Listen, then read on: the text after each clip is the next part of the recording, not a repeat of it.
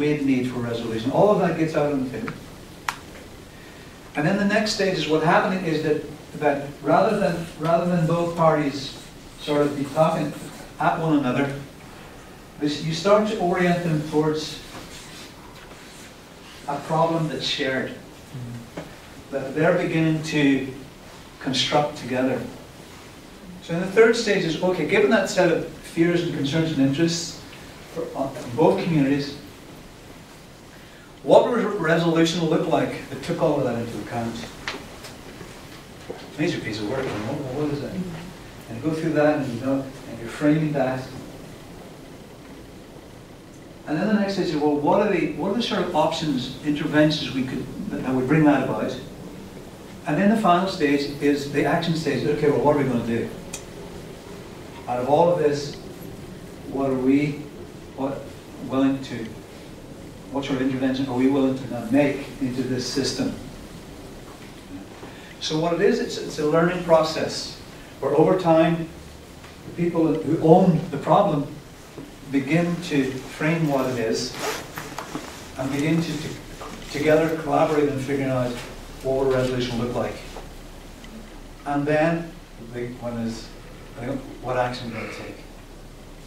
And you know what strikes me about that middle group is they have let go of something. They've been willing to let go of something to become that influential category. Some part of their identity because they're not willing to stay at the bottom or stay at the top. So that's right. They took that step. Yes, and this process that's what's happening. You know, that fierce attachment to identity begins to soften. And the fears are become exposed, you know, and the other becomes human.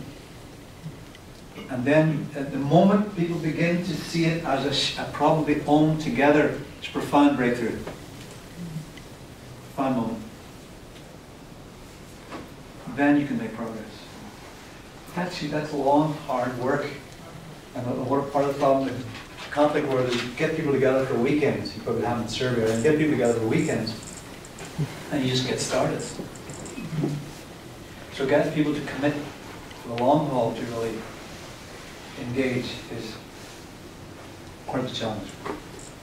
Yes, ma'am. So I'm curious in terms of by actually directing them towards a shared problem, does that forgo a stalemate of saying, well, I will give up if they give up?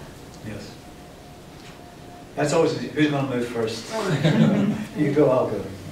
This way, you see, it becomes, it's not you go, I'll go, it's like, okay, this is the problem, it's our problem, and the action steps are ours.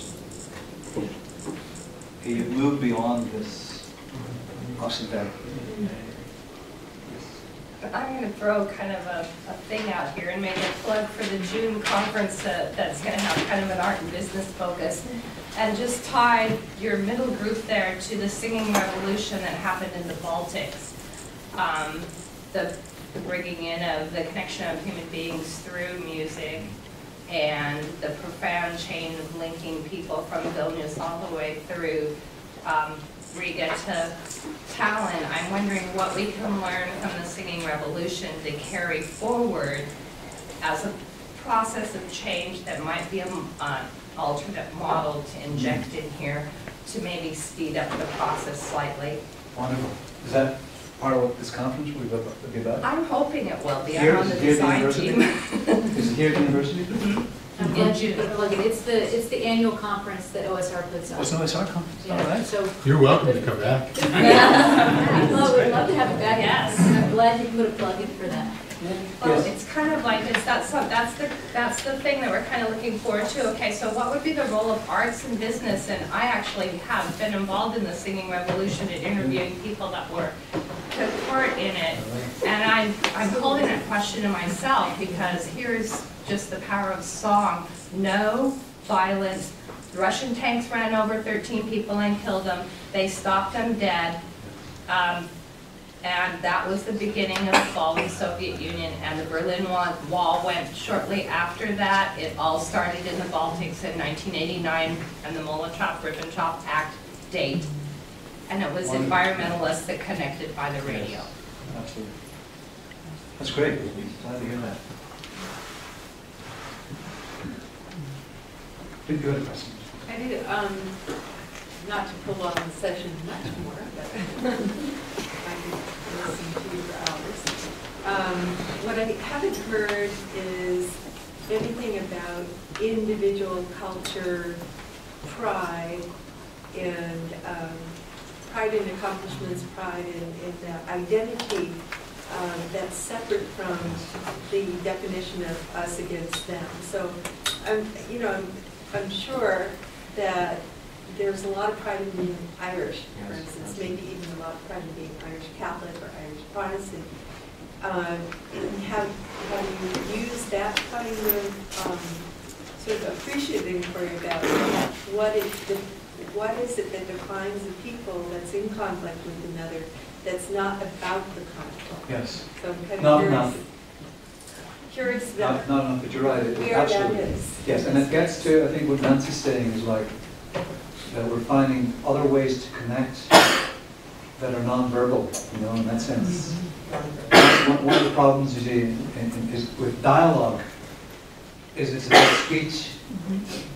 And if communities, as I'm suggesting, if trauma is passed on in the cells of the body, and it isn't speech for it, then we're finding, and I know someone else here is working in this field, that the expressive arts are a way of bringing people together and connecting at heart, and the pride, appreciative way, that just depending on speech can be limited. I think all of that's very important. We need all of that. We don't know too much yet about this, how to include the arts in this peacemaking, but I think it's profoundly important. But I also think that there are certain elements about a culture that defines you as Irish, that's different from being British, that's different from being American or whatever, that is worthy of attention. Absolutely. That, but if all the attention is on like, well, I'm Irish because I'm not British, it's not enough to sustain being Irish. So that's what I'm wondering is, where in the mix is that? At the beginning, as I was saying, the paradox of identity, it's not the all wonderful cultural thing that we differentiate as well or rich. It's this attachment to the identity as a way of not being the other. That's the reason. Yeah. You've gone over time. I appreciate you staying in the room. Thank you so much for tuning in.